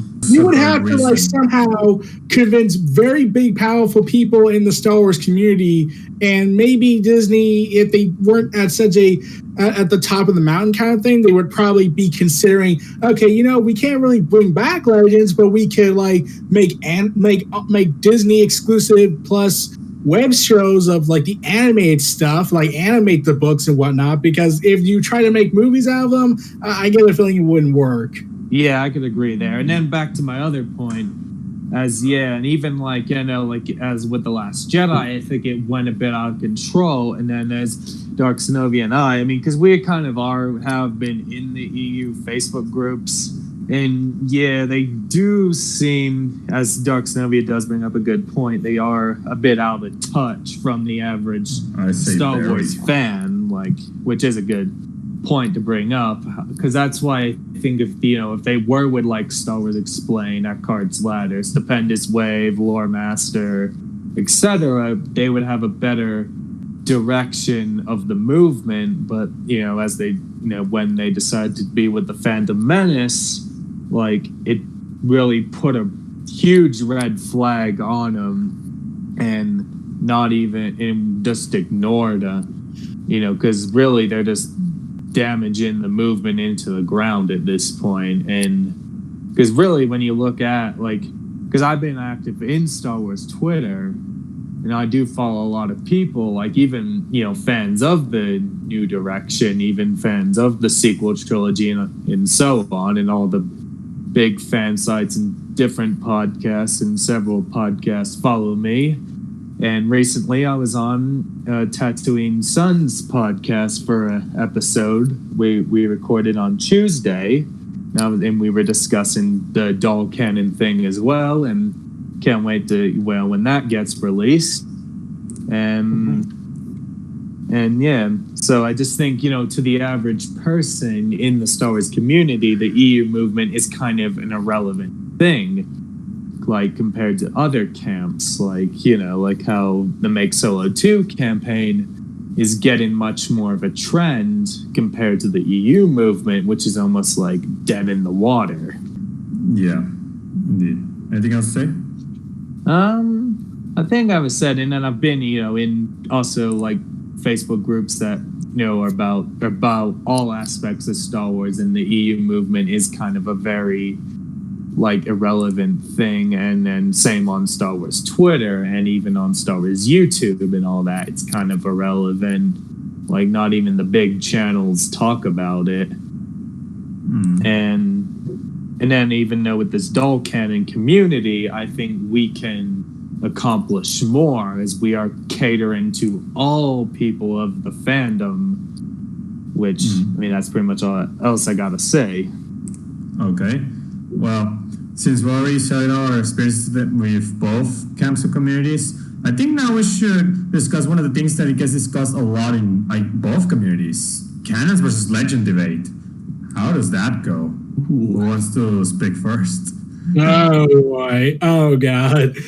I heard this debate on several occasions, and I'm just left okay. I've said this throughout this entire podcast. Marvel has a multiverse. DC has a multiverse. Other companies have multiverse IPs. Why can't Star Wars? It reminds me of. Okay, so me and my friends were talking about this video game a few years back. I think it was Rust on Steam. And people were complaining about how one people wanted to have the game be about survival, the other one wanted zombies, and the developer tried to cater to one side over the other, and then vice versa. And then I was like, just make two servers, one with zombies and one about survival. The end.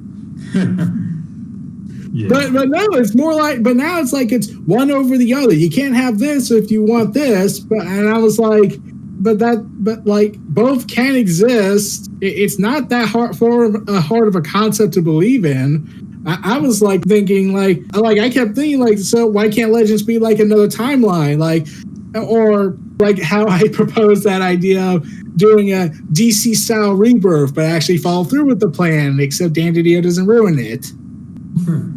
Interesting. But yeah, I see these Legends and Canon stuff. Some people accuse me of hating the Disney canon at times. Some people said I was a Disney fan, and I was like, I don't like the Disney canon because I feel like I'm more lost in it than I was with the Legends stuff, because it feels like if I have to understand the TV show, I have to somehow read the comics, and then I have to read the books, and then I'm told, oh, you actually get the answer from the TV show, but then they say the TV show tells you to look over this stuff, and it's in continuous cycle to go ahead and get money for my wallet. I see. Yeah, and this reminds me like of Halo 5 and the continuity issues I was having. Like, wait, when did all this happen? Wait, I have to read the books and comics? But all the previous games were all self-contained stories, and if they had to explain something, they would just explain it to you. Yeah, indeed. Yeah, I do feel like if Disney really wanted to, I'm pretty sure they would bring back the old Legends canon if, certain events did not happen with the fan communities. But I was thinking to myself at the same time, you would have to, like I said, you would have to get like big names, like you have to get like the Timothy Zahns, the Dave Filoni's and everything, and all these big Legend fans who were also big names in Disney or in Star Wars communities, and then you would get a big movement going, like the release the Snyder Cut stuff.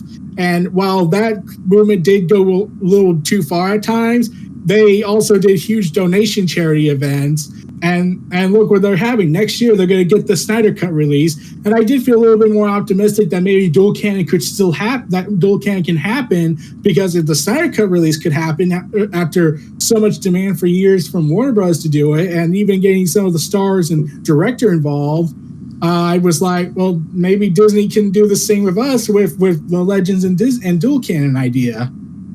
Yeah, good. Yeah, I believe I wrote this. Like, I'm filled with a renewed confidence and optimism of Dual Canon, of hashtag Dual Canon is the future happening because of the Snyder Cut announcement. Interesting. Yeah. However, we're not gonna do it in the same way as Ryan Kino is assuming in thespanioniverse.com. It's gonna be in our own way on how to get that. Mm-hmm. So there is. Well, the problem with Legends versus the Snyder Cut is, let's be real, people, and I hate to say this, there's a lot more of an audience for the Snyder Cut of Justice League than there is for more Legends material. Yeah, that too. Yeah, that is true. And also another problem, the Hispanic Universe movement does nothing in terms of increasing their numbers or getting more notoriety. The only thing they do is billboards. That's it.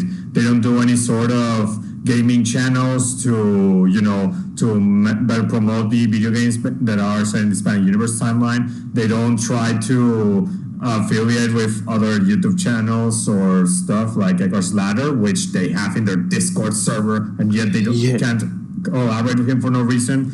So that, and also, like I said, what the least the Snyder Cut movement did was that they did big donation charity events. Like they raised $10,000 at one point. Yeah, that is true. I mean, Twin Suns is charity, but I don't know. Darksnovia, has any of their donations actually gone into increasing the movement? I haven't seen an increase, to be honest with you. Yeah, I don't either, unless it is the Phantom Menace. That could be why they maybe were desperate with that merger in late 2019. Yeah, but they're still denying it publicly with their Phantom Menace. Even though they are. True, even look at their followers. They bring in Phantom Menace followers. And one time I got evidence of Ichi Baka even tagged the Twin Suns in a tweet. Brian Borg tagged Phantom Menace at one point as well. Yeah. And then back to the billboard thing. What it's like, let's say they did it 4 years later in 2016. 4 years later in 2020. What? Are they going to do the next one in 2024?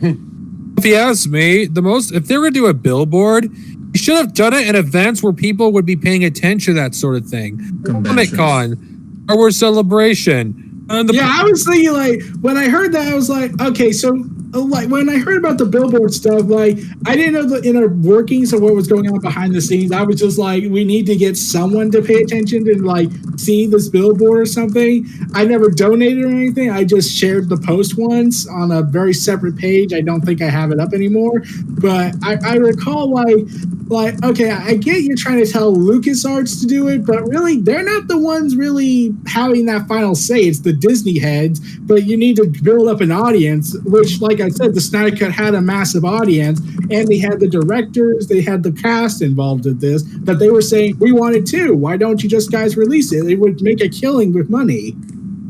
I gotta mention something regarding these Legends versus Canon debate. Contrary to other groups that claim that they are dual canon, some of them seem to have some sort. One of them could either have some sort of biasness for Disney Star Wars, like they're extremists that try to defend anything, and then there's the other camp that tries to basically be EU extremists or EU jihadists, however you want to say it, which basically they go full Hispanic universe, as in they just defend Hispanic universe to no end, and they don't even give Disney Star Wars any sort of praise or when it deserves it. Like, for example, Jedi Fallen Order or Mandalorian. Like, it seems like this Legends vs. Canon debate has gone so far to the point that there's rarely any sort of legitimate dual canon group, like a legitimate one that can actually respect both.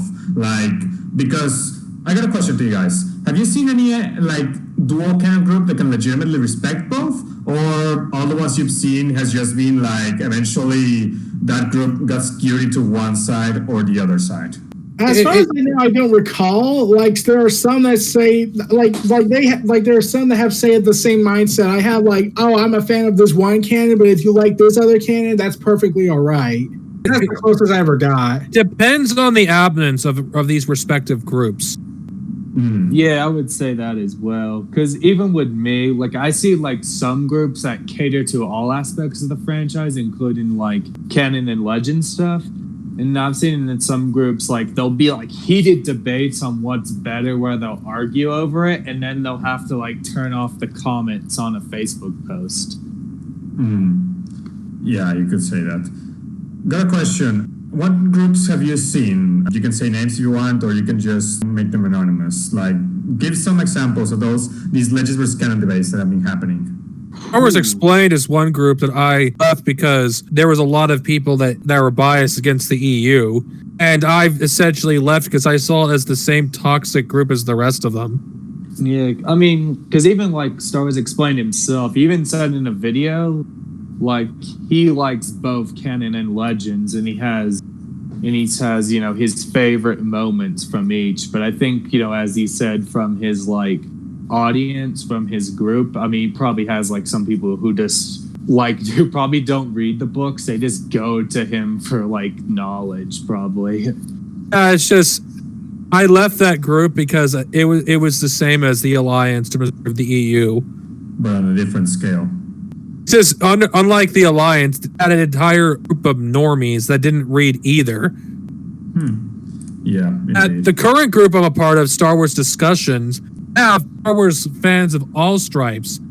Legends, Canon, movie-only fans, those who only like the TV shows, the games. There's a variety of opinions. It's probably the best Star Wars group I've ever been a part of. Yeah, I would say so as well. And that also the other thing, there are a good number of Facebook groups where you post something, but the admin or moderator has to approve it, which I don't blame them due to the toxicity. Star Wars is the only fandom I could think of where you have to have a group where you have to approve of each post.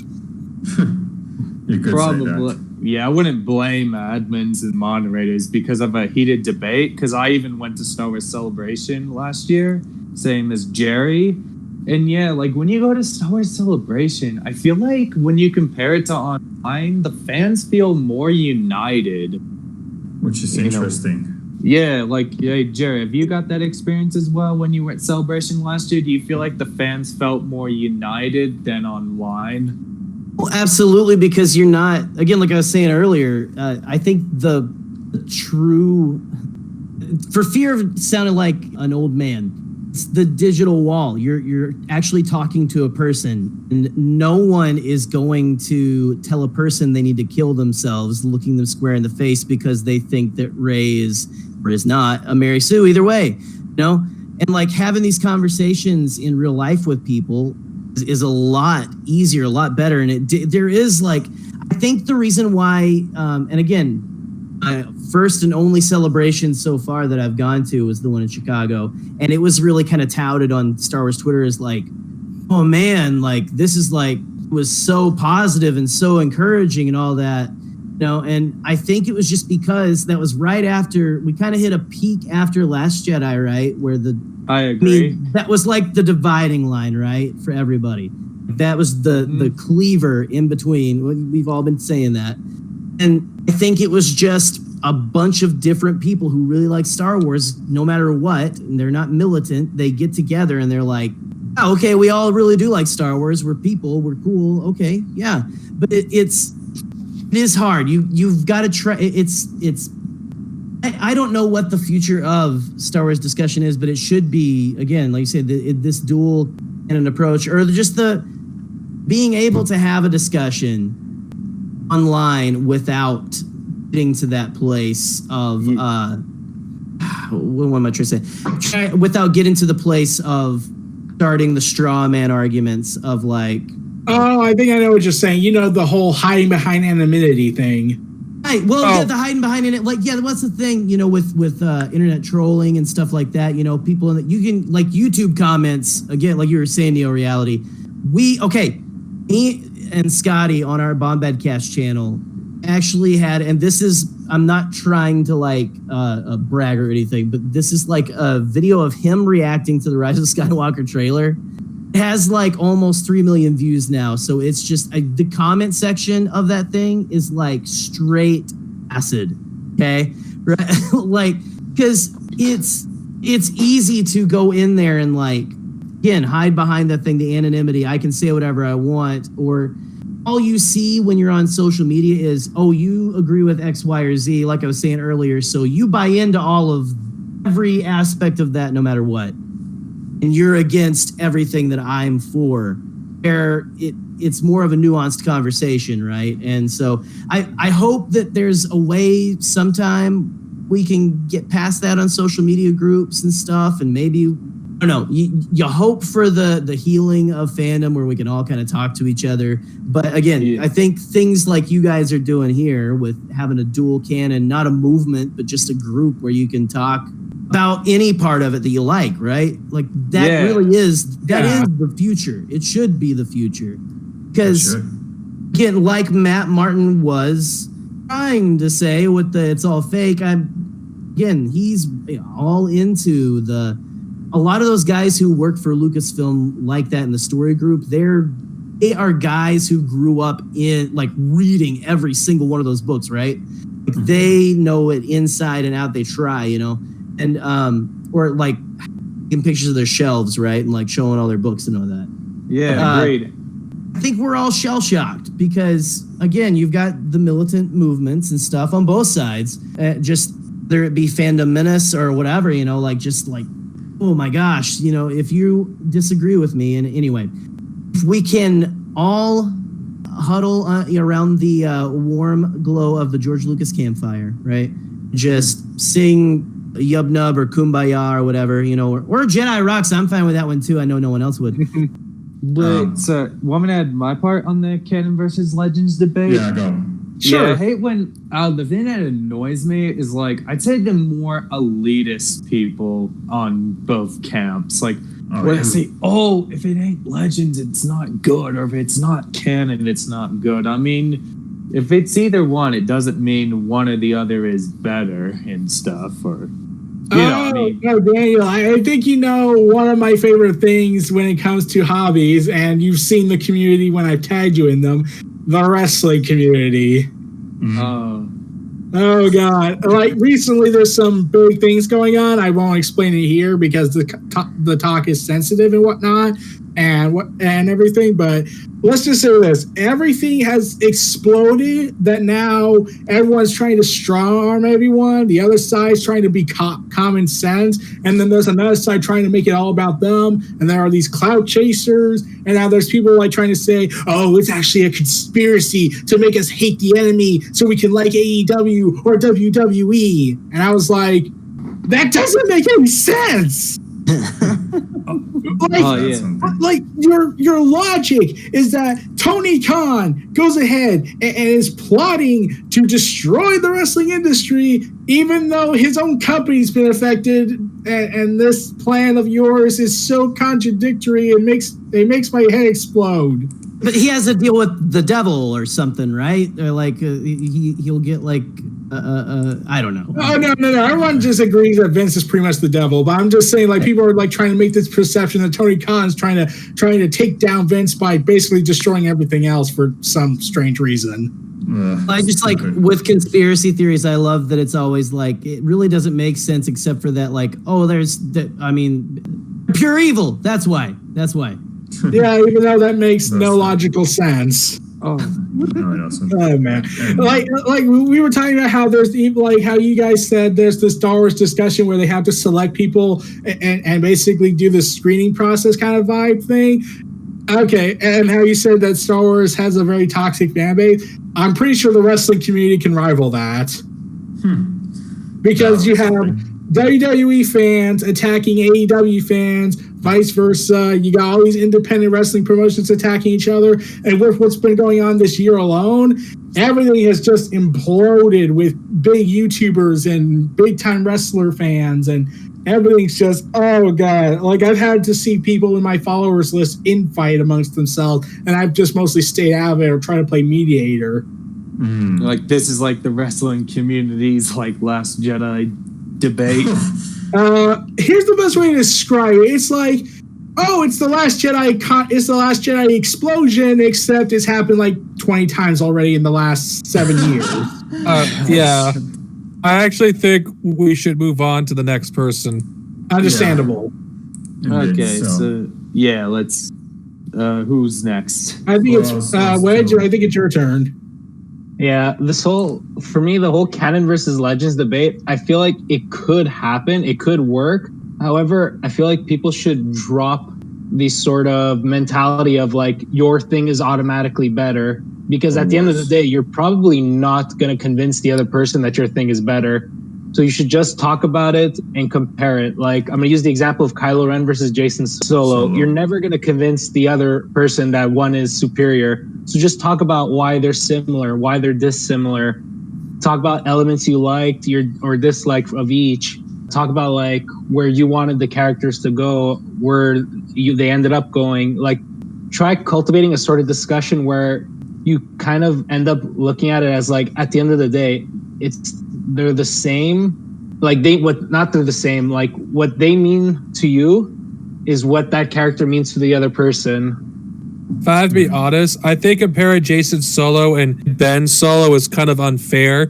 The reason I say this is Jason Solo has close to 40 books of stories build up on his arc, while Kylo Ren only has 3 movies and a handful of comics. And books. Yeah, that too. I was also going to say and this is what I also said about Kylo Ren and the Jason Solo stuff. Is like, okay, Jason Solo, you got his history. You got him when he was born all the way up to when he became Darth Titus.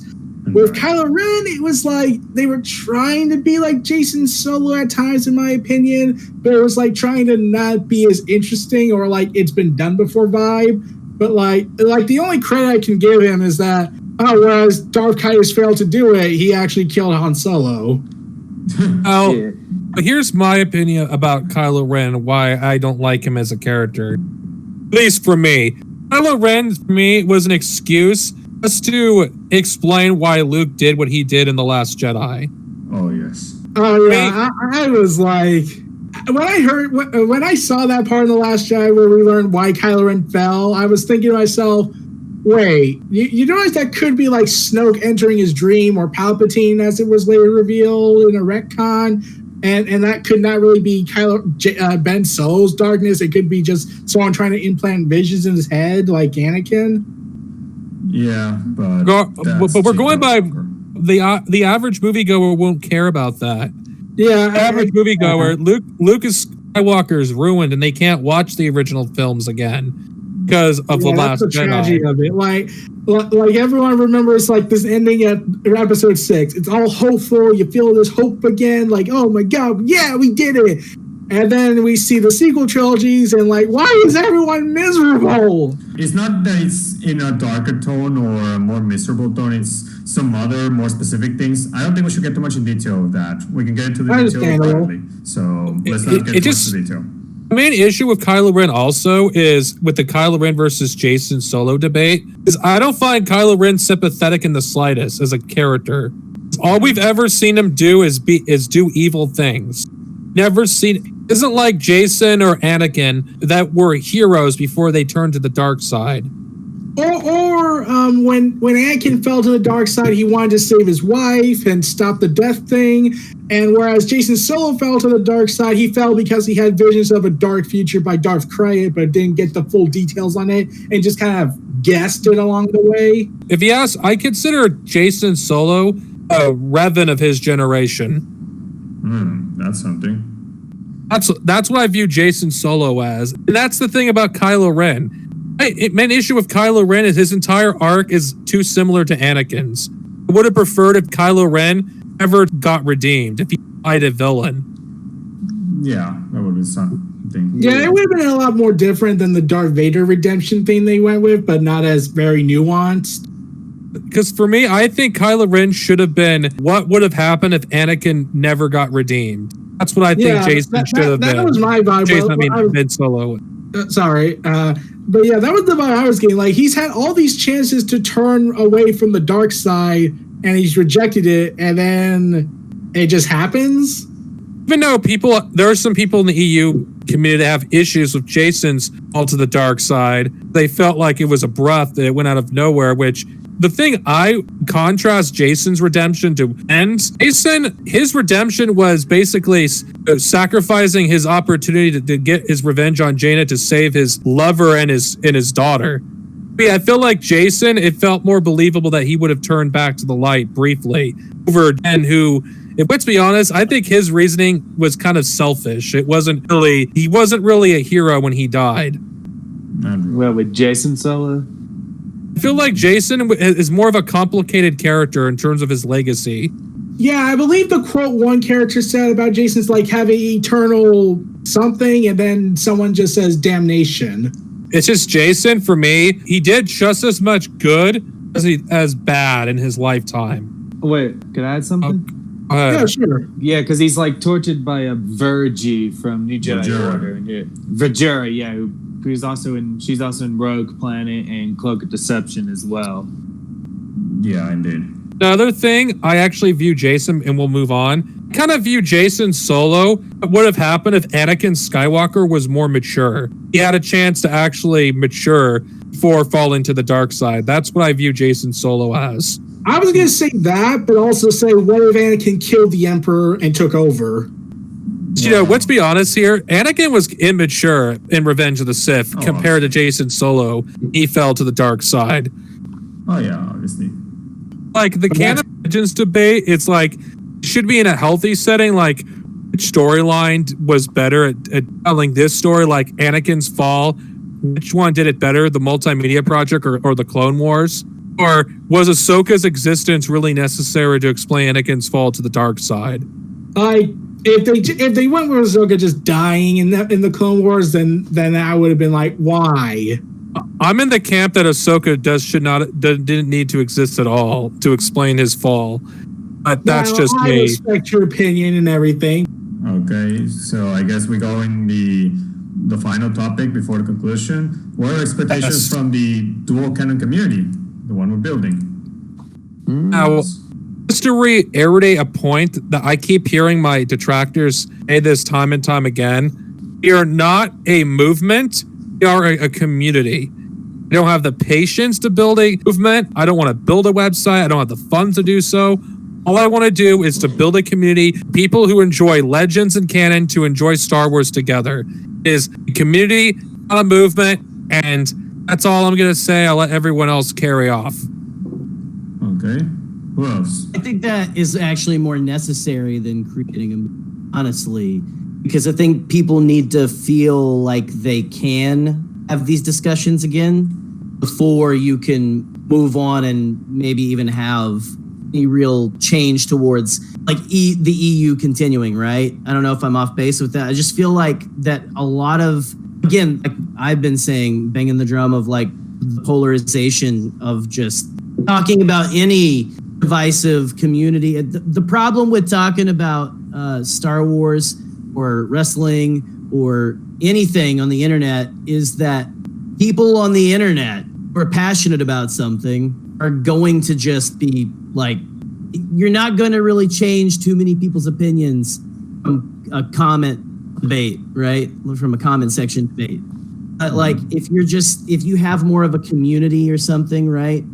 With something especially like Dual Canon and all that, instead of it being a movement, it just really feels, I feel like that is more necessary to, if this isn't like too off base again, to say, start the healing process and maybe get people a little more used to the idea of all of this. You know what I'm trying to say?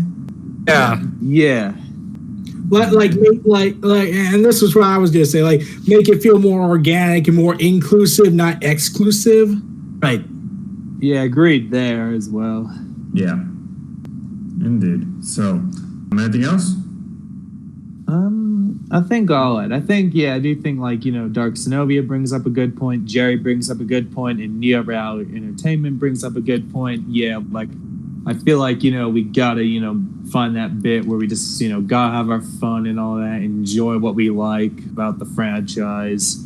I mean, we're not always gonna agree on all aspects. I mean, we may like the same aspects of the franchise. We may have our differences on aspects, but by the end of the day, we're all fans, and not everything's gonna be perfect. I mean, in what we consider in our eyes and all that. Mm-hmm. And then like being a community more than a movement makes more sense, and then maybe when we get it all together, we can have the eyes on goal where the Legends universe gets continued as an alternate universe.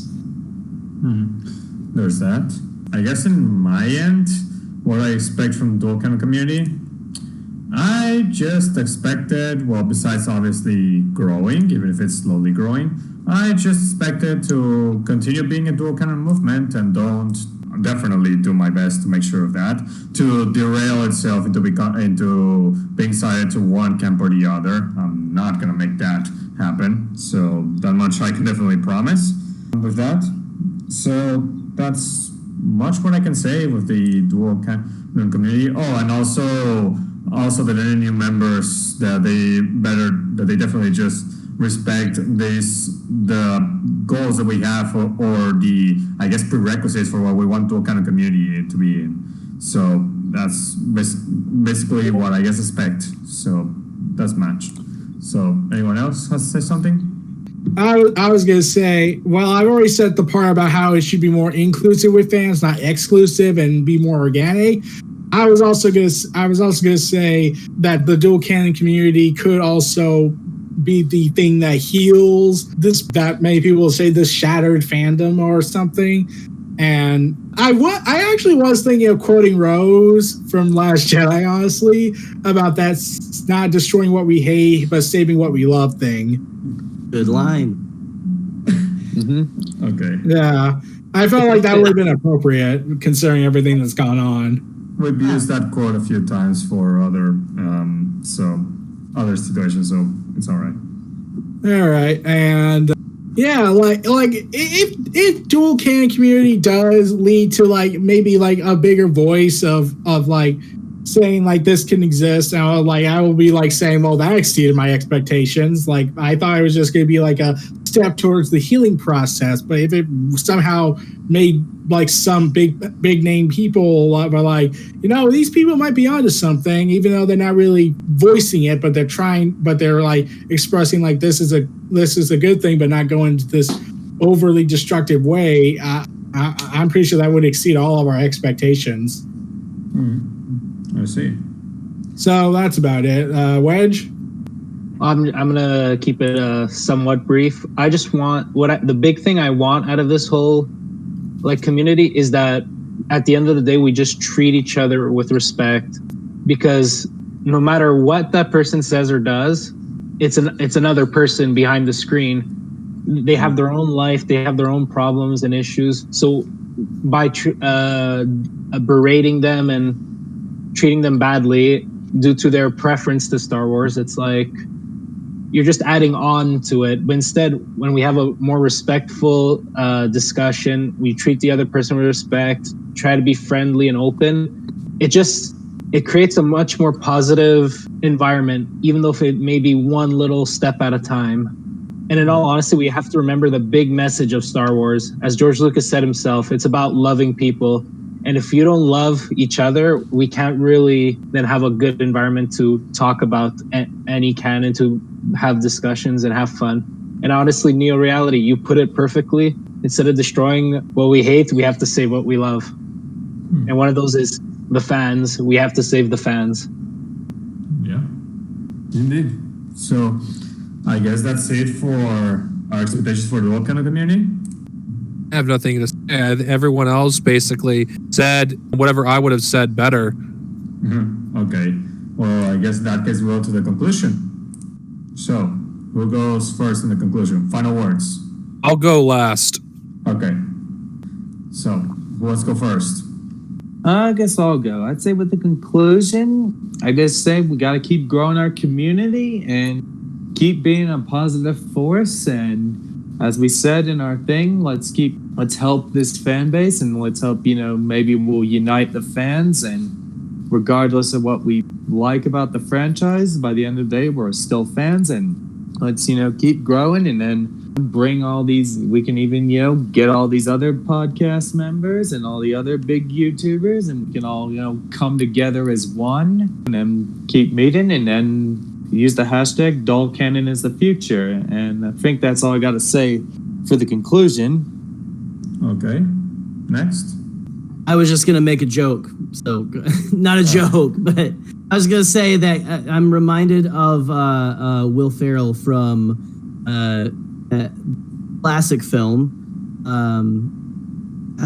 Semi-Pro. Everybody love everyone. So,